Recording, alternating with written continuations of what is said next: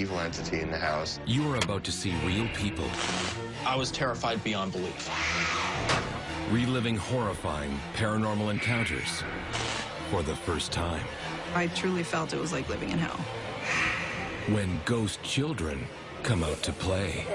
That picture turned out to be very evil. I buried this for nearly 30 years. Be prepared to be afraid.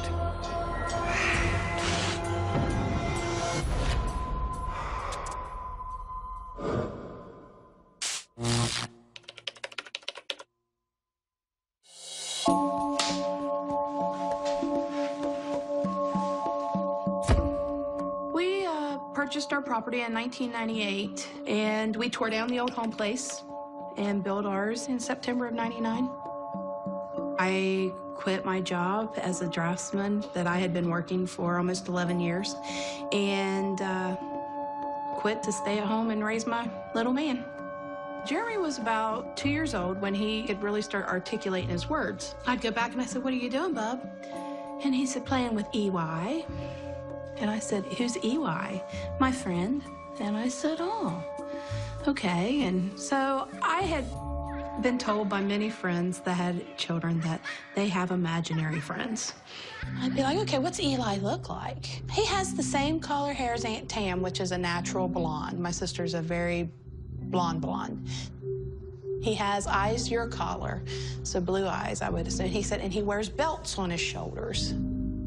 I said, "That's pretty descriptive, you know?" And he's like, "He's my friend." I thought it was a normal result of an only child.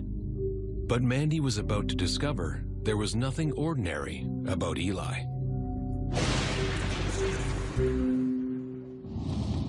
That day, my son was at school, and I was home alone, cleaning house, doing my normal mommy chores. And I heard this just little laugh. It was plain as day.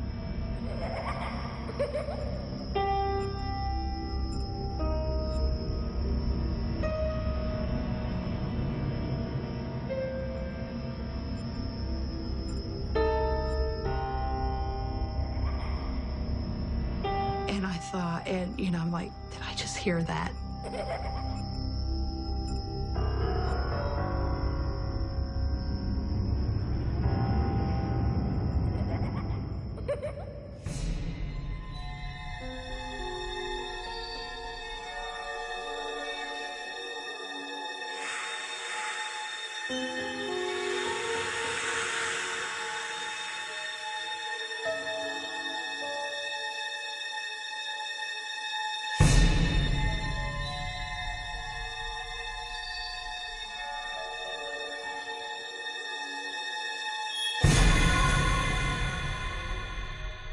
Of course, nothing's there.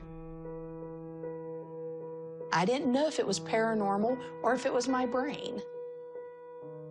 And Mandy's doubts would be tested again just a few nights later. It was a normal weeknight.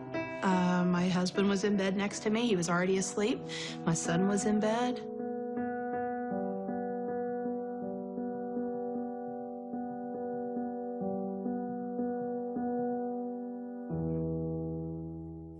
"Mommy."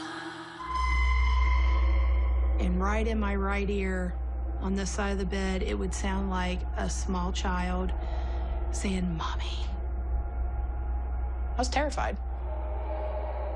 And I was just like, what's my son doing up? What's Jeremy doing up? You know, I do the whole, what are you doing awake? And he's not there. I did downplay a lot of it because I just figured that, hey, unless I have concrete evidence, unless I have it in front of me, it doesn't exist. Mandy became more worried when she started to hear adult voices too. On several occasions when I would be at home alone, I would hear what sounded like muffled conversations between a male and a female, almost as in an argument.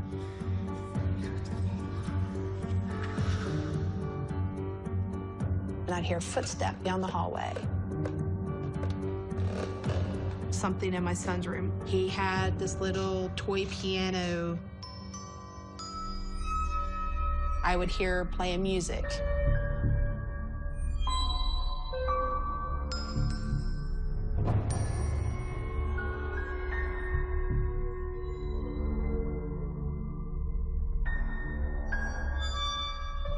I felt like I was losing my mind. My husband would come home from work. I would tell him these things, and he'd just, roll the eyes and be like, you know what? Your son's at school all day, you're alone, your brain's creating these noises. I said, you're probably right.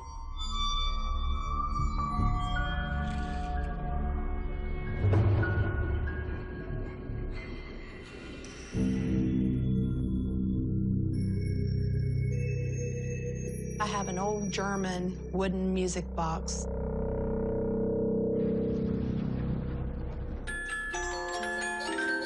And I'd hear it play.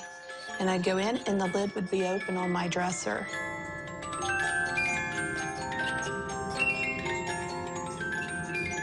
I know that that lid can't open on its own.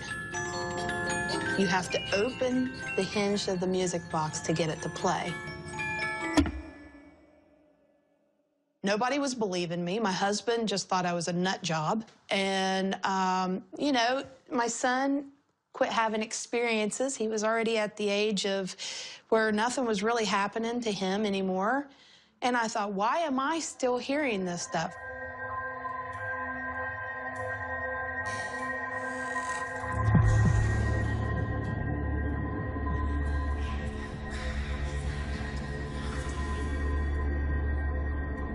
So I was grasping at straws. I was looking for any way to get rid of it.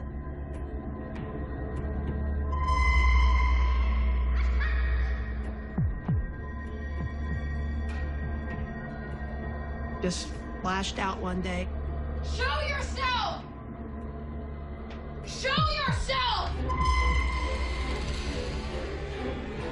There stood a boy, about 4 or 5 years old, exactly what my son described.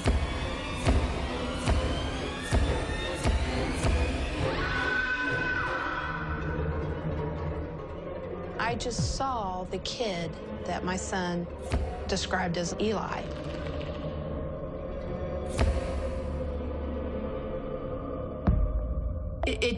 I'm thinking, is this possible? Is this even possible? And I was so torn with it. I was so scared. So many questions unanswered. I need to know who this kid is. I need to know why he's here and how did he die? Started looking up deed records for the property. The family that lived there in the 1860s and 1870s was, in fact, the Derenberger family. They had came here from Germany. They had 13 children. Noticed 5 of the children had died on the property from being beat. They had neck and head trauma. Started going through the children's names. Elijah Derenberger. Went by Eli Derenberger. I was floored. I had, concrete evidence in front of me of what had actually happened on my property. Child spirits are more likely to stay earthbound after traumatic death, such as a murder, because they're not really sure where they are at the time of death, and it's really difficult for them to cross over. They're not really sure of the process needed. Basically, child spirits are also still looking for their parents. They're looking for their loved ones, and when they cross over after a traumatic death like that, they're unable to find their family. So oftentimes they're wandering and looking for an answer or solution on where their family is. Dealing with the spirit of little Eli had been traumatic enough for Mandy, but nothing could have prepared her for what happened next. My husband had went to work, son was at school, and I go into the bathroom to get a shower.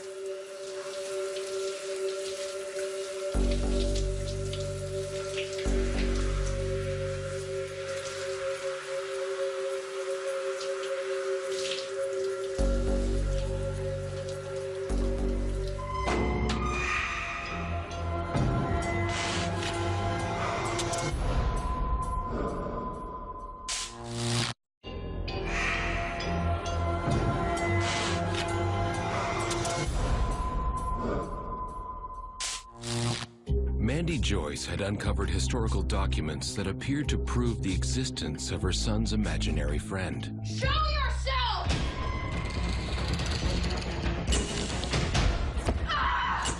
But things were about to get worse. I go into the bathroom to get a shower. Spirits knocking stuff off the bathroom shelves. And I just kept getting more fear. I was so scared. I was praying. I was praying to God. I was like, God, just get me through this. And there stands the silhouette of this man. He had a big, tall hat, but he was all black.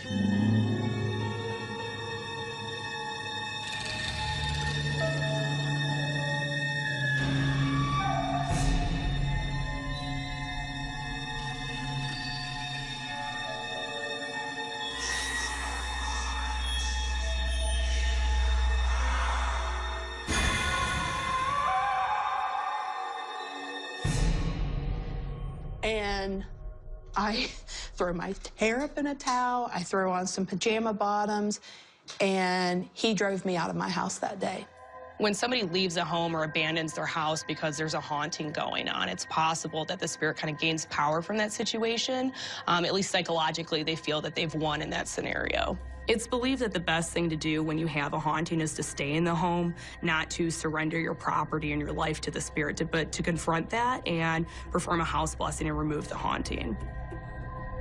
I went to my friend's house, and I was scared. I cried all the way into town. And she said, you need to cleanse. She said, get a hold of Jackie, you need to cleanse ASAP. When I go into a place, sometimes like pictures pop into my head, and I just would see like certain things whenever I'd walk through her house. The energy just hit you. It was so heavy, and just, you could tell that there was something. You always felt like something was watching you, or if you walked around a corner, something was gonna pop out at you. She told me that there was a man. You know, you could tell that that man was not nice. The father was not a good person. That was very stern and ruled with an iron fist. She smudged with smoke. We went to every room, every corner of the house. And as we moved through the house, it just got heavier and heavier, the energy. And once we moved from the upstairs to the downstairs, I could feel him there. I knew he was down there. And once we got down there, I just wanted to warn him, let him know this is what's happening. He's somewhere around here, and he's not happy, that he's pissed that we're doing this.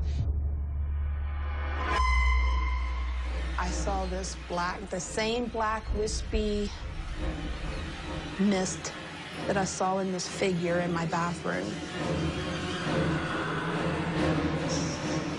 And the whole time I'm just saying the Lord's Prayer. I'm saying a prayer over my home. I'm saying a prayer over my son and my husband.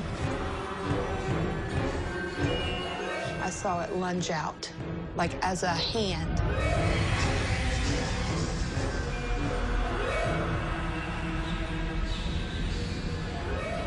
I had her help me to yell at it and tell it it's leaving now. And then finally it just...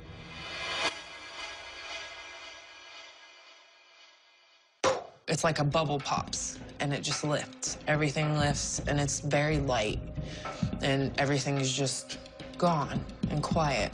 I learned that spirits are very real, that not all spirits are nice. I learned that if you think it's there, you're not crazy.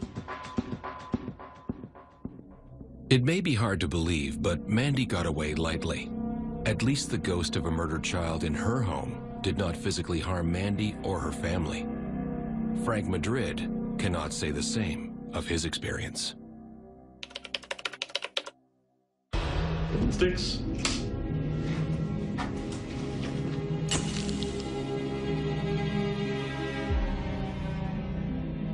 because my dad was in the Navy. We ended up in National City. National City is a city that's close to San Diego, kind of like Victorian houses, but small. And, you know, everything there I remember was just old. It had a good creep factor to it.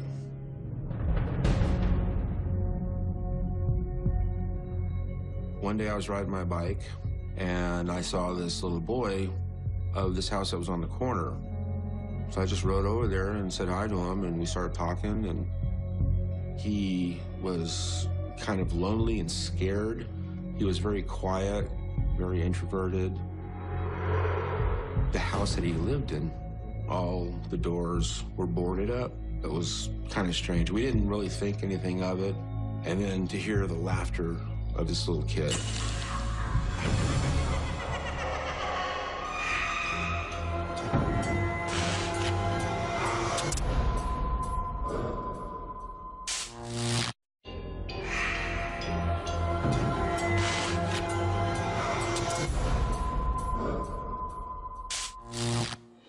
In 1967, Frank Madrid's family had just moved to a new city. Making friends after you're moving around a lot is, it's kind of hit and miss. Our father was in the Navy, and we moved around.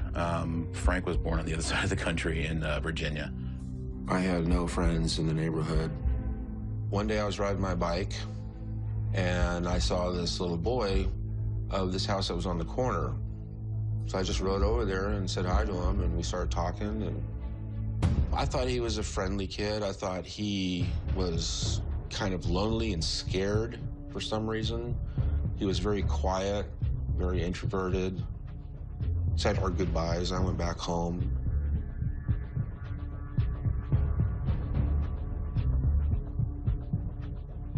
And the next day I'm riding my bike and I see him again, so went over and started talking to him. Our father was gone a lot, and everyone else was younger than he was. So he kind of latched onto the first friend that he could make, wanting so desperately to have somebody to socialize with, to play with.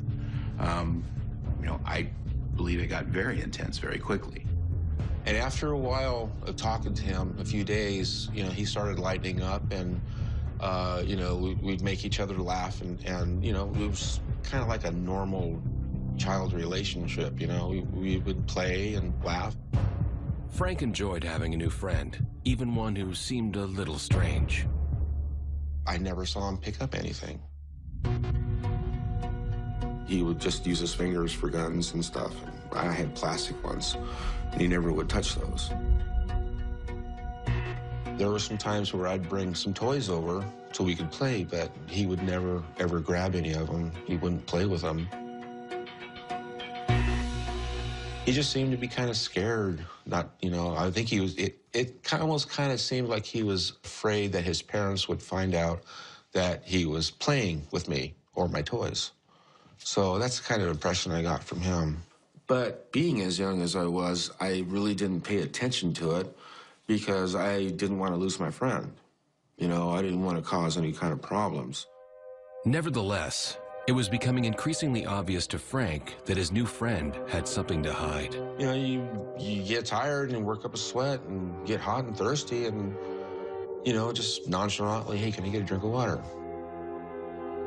No.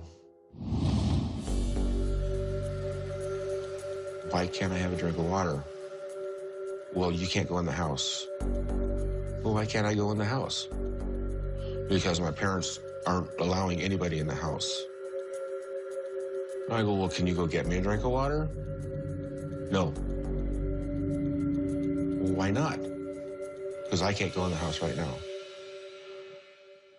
So, you know, this is really confusing to a little kid.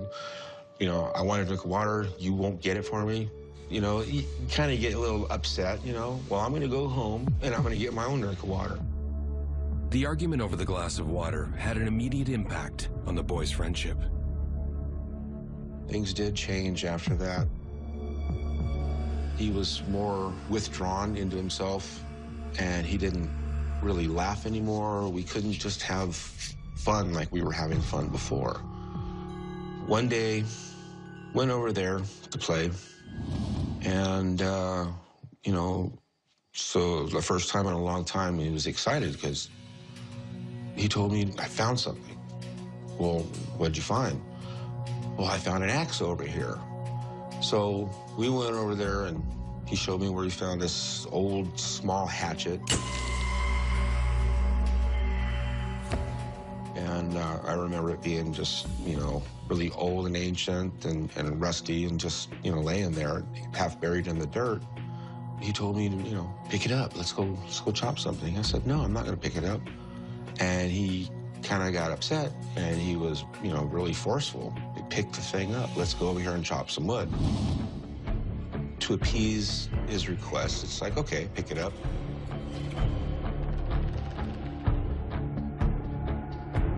And followed him over to this little log that was laying there. And he's telling me to chop it. And I'm thinking, you know, I better not, you know. Why don't you chop it? He goes, I can't. Well, why can't you? I just can't. So I said, all right, I'll chop it. So I got the axe and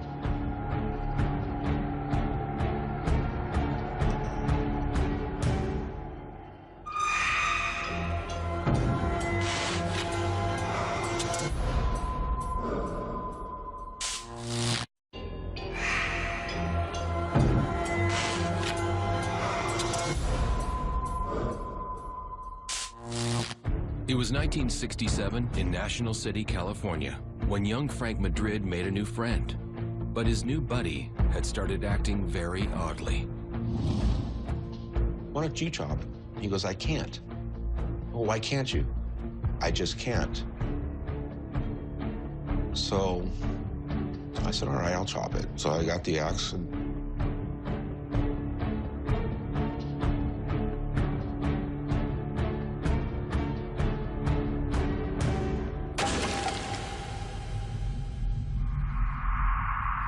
the tip of the axe hit the dirt and the gravel and the wood, and I had some gravel fly up into my eye. Immediately, everything went white with big globs of red. I ran home screaming because I couldn't see out of my eye anymore.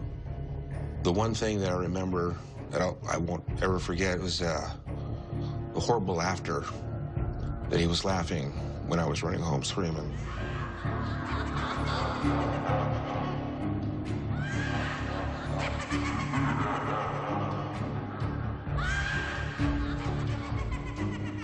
And that laughter followed me all the way home. When I got home, my folks took me to the hospital, and I've had 9 major operations on it and 4 minor ones after that. They didn't have the technology that they do these days, so they really couldn't reattach the retina.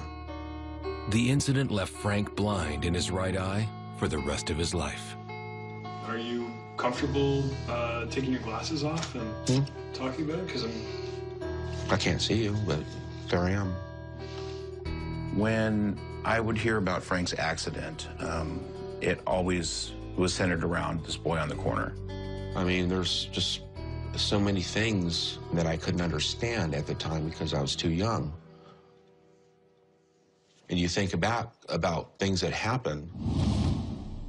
The clothing that he wore, red and white striped shirt, blue jeans rolled up at the cuffs, and the black high-top tennis shoes with the white balls on the side. This kid, all the days that I've seen him, those are the same clothes he wore all the time.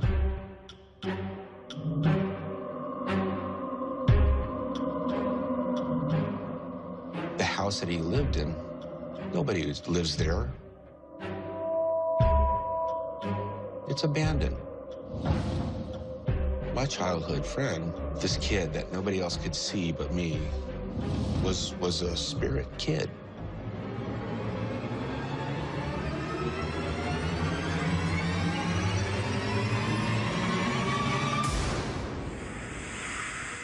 I think the little boy died in that house, and I think the parents were so distraught about it that they moved away. And his energy is still there, his soul, his spirit, however you want to say it. So he went to what was familiar. And what was familiar was that house. Many years later, Frank had another paranormal encounter.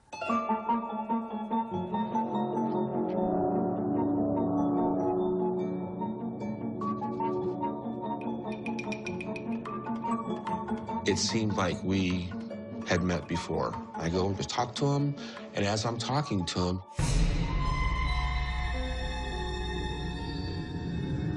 he starts to fade, and I can see through him, and then he just vanishes right before my eyes. Just gone. Very well could be the little boy on the corner as a man. Frank will never forget this episode of his life.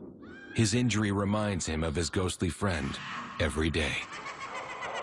When people tell you ghosts can't hurt you, they can cause and effect harm to you. That'll haunt me for as long as I live. It's just something like that.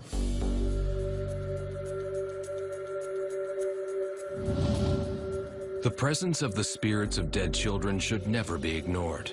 They are often the first sign that a portal to the spirit world has been opened. No, Mark.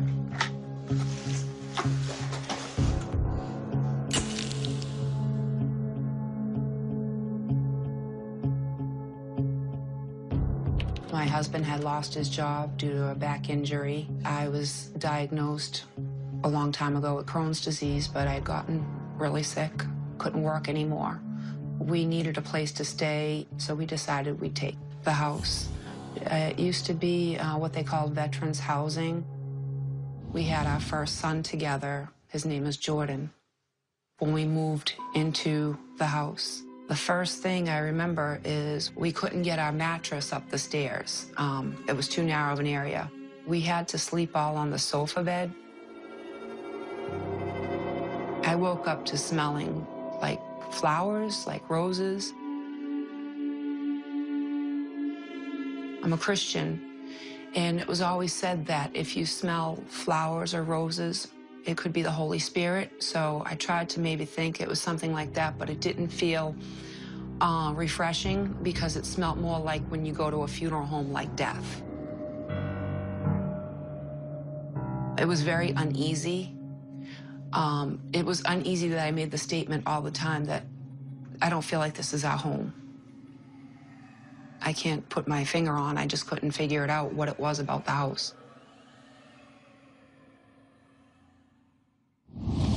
The family had not been living in the house long before Dawn noticed Jordan was displaying some disturbing behavior. Jordan was playing on the stairs inside the hallway. At the bottom of the stairs was a rocking chair.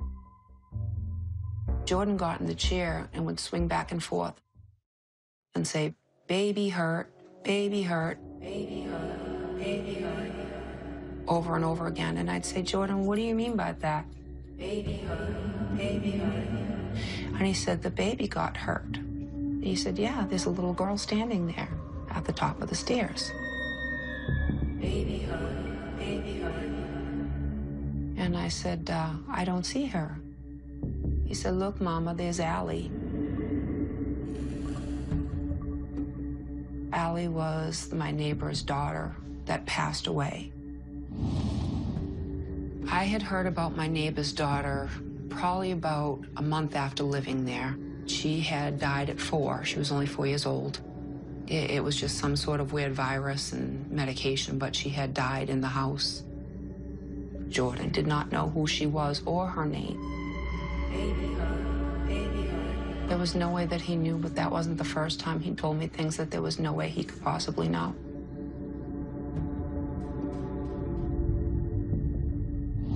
With Jordan's behavior on her mind, Dawn confided in a new friend. She had ended up telling me that she was into witchcraft. She started to say to me, "Well, maybe if you use tarot cards, you can get some answers." She gave me a book and she gave me the cards. And I took them home and I started playing with them.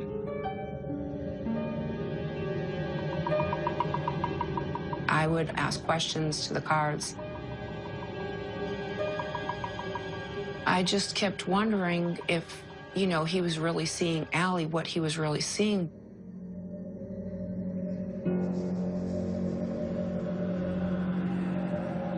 It can be dangerous for people to use spiritual divination tools such as tarot if they don't have the knowledge or know-how and how to use these items. You can open doorways, hauntings can begin, entities can come through and actually attach themselves to the people that are using these tools. Dawn's dabbling with the tarot cards seemed to make the situation worse. With Jordan, his room was very uncomfortable for everybody. Nobody could stay in that room. Jordan didn't want to sleep in that room. One time he told me he saw a whole family. It was a mother, a son, and a daughter with bullet wounds in their head.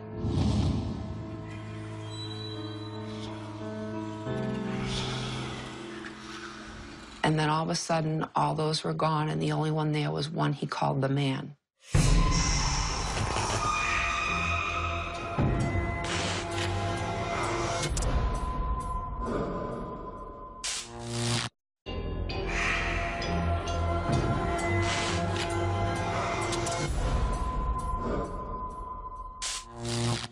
Dawn Pierce's family had moved into a new home and immediately started experiencing paranormal activity. Dawn's young son had started seeing the ghost of a child. Then he started seeing other phantoms in his bedroom. One time he told me he saw a whole family. It was a mother, a son, and a daughter with bullet wounds in their head. And then all of a sudden, all those were gone, and the only one there was one he called the man.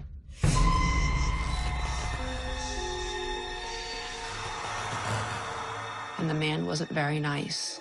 And the man said some terrible things, and the man told him to tell me horrific things. He says, the man told me to tell you as long as you live here, he's going to keep you sick and make sure you stay sick. My husband's like, why don't you throw a recorder in Jordan's room and see what you get? So I said, okay, that's a good idea. I put the recorder in the room, nobody was home, and I put it on top of a Bible.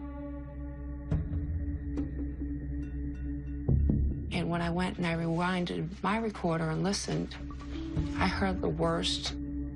I can't even, it still plays. It was like the most blood-curdling thing. I heard it say, it was just like the most evilest thing I've ever heard. Like, it's engraved in my brain to this day. It was scary because I'm thinking, what did I do to open these doors?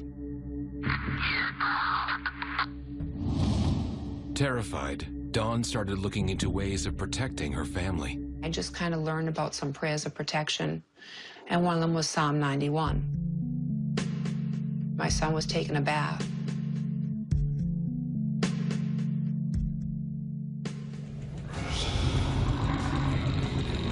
And all of a sudden, it was like his eyes looked different, like he looked sinister. And he seemed to get like super strong, and it wasn't him. I knew it wasn't him.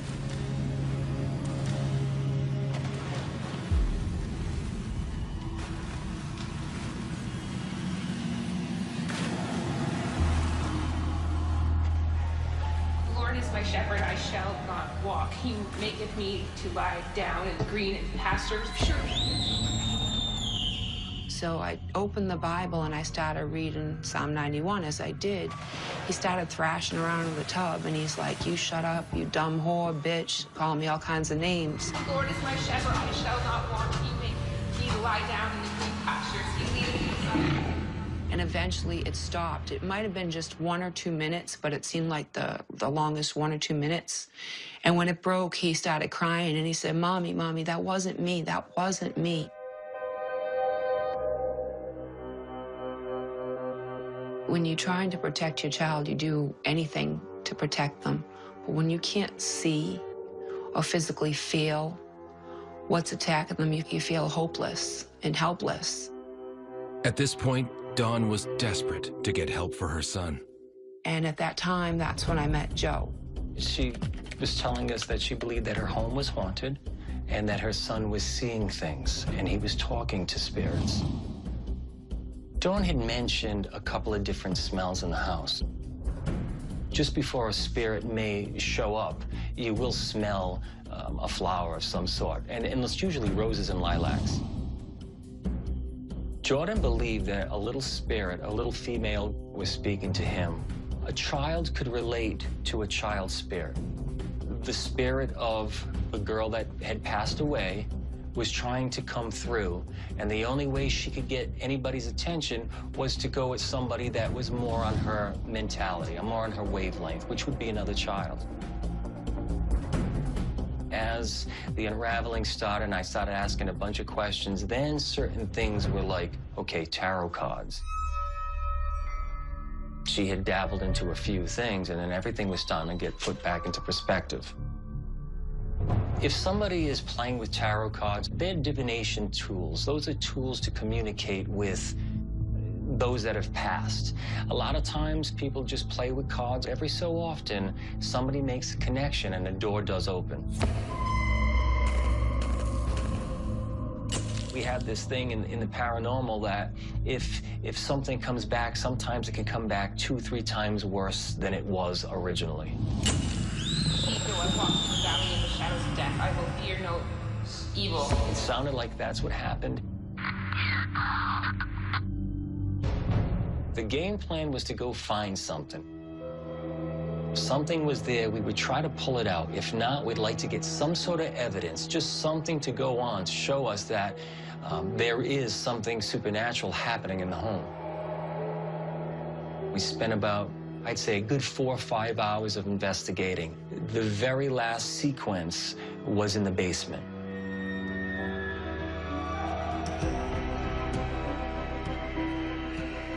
We set up cameras, we set up our video equipment, we took lots of pictures.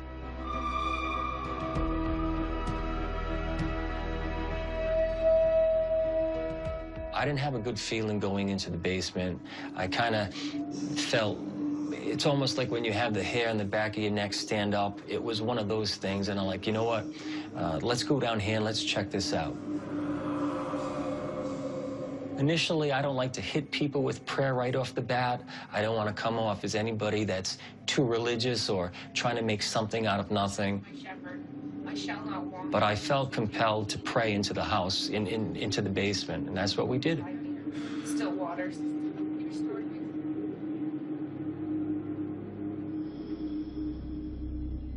And when Joe had called me about 2 days later and said, I got something to play for you, you're gonna, you know, it's gonna knock your socks off, basically. At the very end of the tape, just before it ran out, I heard us saying the prayer. Now a house of Christ, thank you that you are no longer welcome here, evil spirit. And you know you must obey our commands.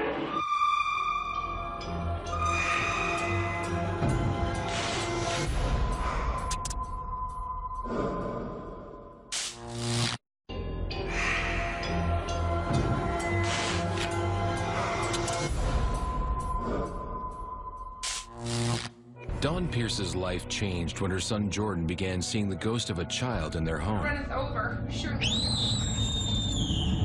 After unsuccessfully trying to get rid of the spirit herself, Dawn called in professional paranormal investigator Joe Citrone.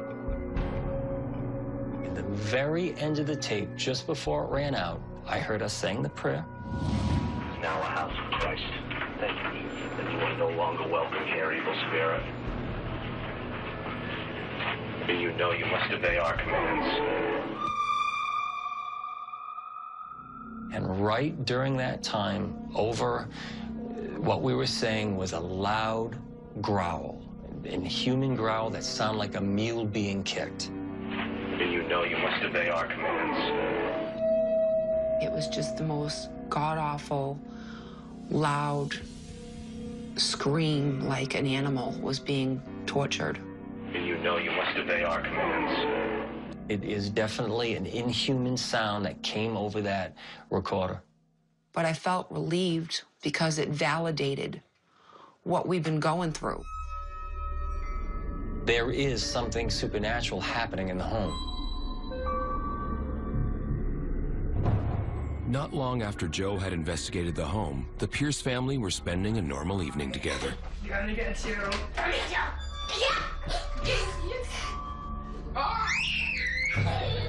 My husband, me, and Jordan were in my bedroom. My husband was on the computer. I was laying on the bed with Jordan, and I was reading through the Bible, and I started to read it out loud to him.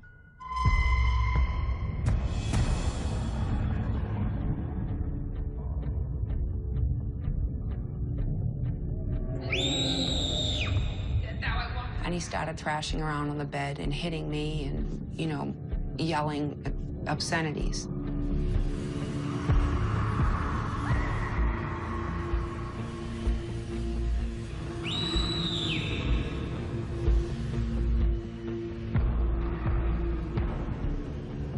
And I yelled, Mark, come over here, help me. And he came over and he was restraining Jordan, and he said to me, just keep reading, just keep going.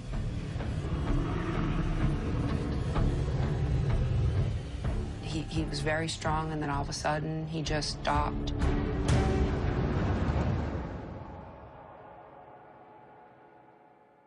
Cried, and again, you know, explaining that was not him.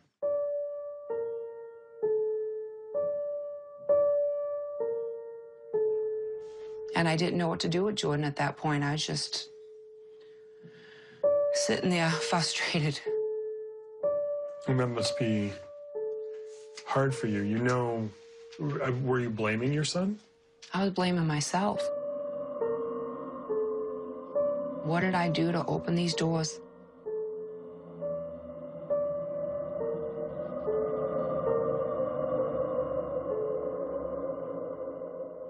I felt like my curiosity maybe opened it, but I knew that there was something there from when we moved in. Things just weren't going to get any better, and we had had enough.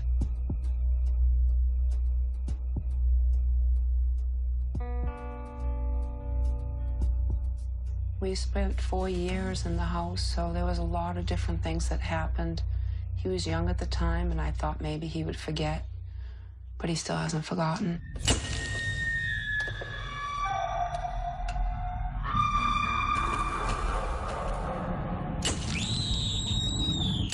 It was my first child, and I still blame myself because he has problems with PTSD, and you can't tell a psychiatrist. He wants to tell somebody why he's the way he is, and instead he has to deal with medication. He'll be 13. But now he's been backed out on sleeping on the couch. He doesn't want to sleep in his own room. After what he's experienced, he wants to go back in my room. He can't sleep without the lights on. He can still hear things. He can't see them. He's become a little bit more closed off, but he's very paranoid, very anxious. A lot of anxiety. I thank God that we did move. I didn't want to keep living there and live to be tortured every day.